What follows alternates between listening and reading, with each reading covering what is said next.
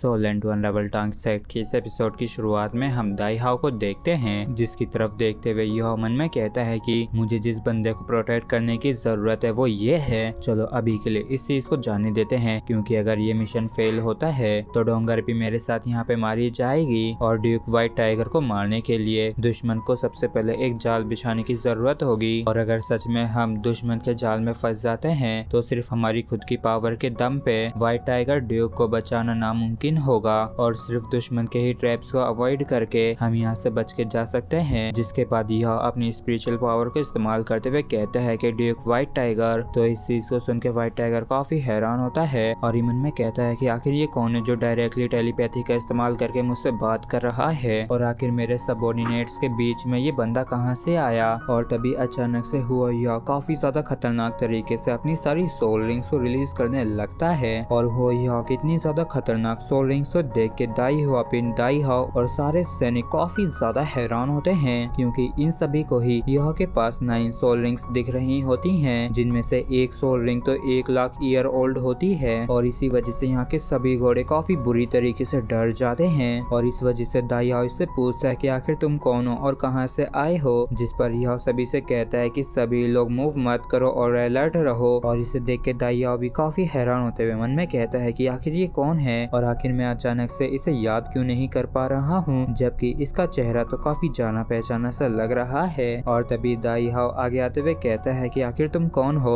और क्या वो तुम ही हो जो कि अपनी स्पिरिचुअल पावर से मुझसे बात करने की कोशिश कर रहा था। जिस पर यह कहता है कि हाँ, मैं एक स्पिरिचुअल सोल मास्टर हूँ और अचानक से मुझे ऐसा महसूस हुआ जैसे कि हमारे आगे खतरा है, इसलिए ही मैंने अपनी स्पिरिचुअल पावर को इस्तेमाल करके आपको आगाह किया है। और तभी दाई हाओ सभी को ऑर्डर देता है कि इसे चारों तरफ से घेर लो और इस वजह से यह भी काफी हैरान होता है और ये मन में कहता है कि इस चीज से कोई भी फर्क नहीं पड़ता है कि मैं सही हूँ या गलत, पर कुछ भी क्यों ना हो लेकिन ये लोग सबसे पहले मुझे पकड़ के सवाल जवाब ही करेंगे। और तभी हम देखते हैं कि काफी सारे सोल्जर्स अपनी सोल रिंग्स को रिलीज करते हुए युहा को चारों तरफ से घेर लेते हैं और दाई हाओ कहता है कि आखिर तुम कौन हो। जिस पर यह कहता है कि तुम्हें इस चीज की परवाह करने की कोई भी जरूरत नहीं है कि मैं कौन हूँ और अभी के लिए मैं बस इतना ही बता सकता हूँ कि मेरे तुम्हारे प्रति कोई भी बुरे इरादे नहीं हैं, क्योंकि अगर ऐसा नहीं होता तो आखिर मैं क्यों तुम्हारे व्हाइट टाइगर गार्ड ट्रूप्स में से एक होता। और वैसे भी मेरा तुम्हारे साथ काफी पुराना लेना देना है, जिसके बारे में हम किसी और दिन बात करेंगे। और क्योंकि मैंने स्पिरिचुअल पावर को मास्टर कर रखा है इसलिए मैं महसूस कर सकता हूँ कि हमारे आगे खतरा है, इसलिए जल्दी लौट आना देरी होने से पहले। और यह कोई ऐसा करता देख दाई हाओ भी काफी हैरान परेशान होता है और मन में कहता है कि ये बंदा सच में लोगों को बुली करने में काफी ज्यादा अच्छा है और इसने ऐसा ही तो हमारे साथ पहले भी किया है ना। और फिर यह ड्यूक को आगाह करते हुए कहता है कि जब आप लौट के आ रहे होंगे तब आप अपने आसपास के एरिया पे काफी ध्यान देना, इस तरीके से शायद क्रिटिकल मोमेंट पे आपकी जान बच सकती है। जिस पर दाई हाओ कहता है कि सीनियर आपका बहुत बहुत धन्यवाद। जिस पर यह कहता है कि जल्दी कीजिए और यहाँ से चले जाइए, मैं आपके लिए समय निकालता हूँ। जिस पर दाई हाओ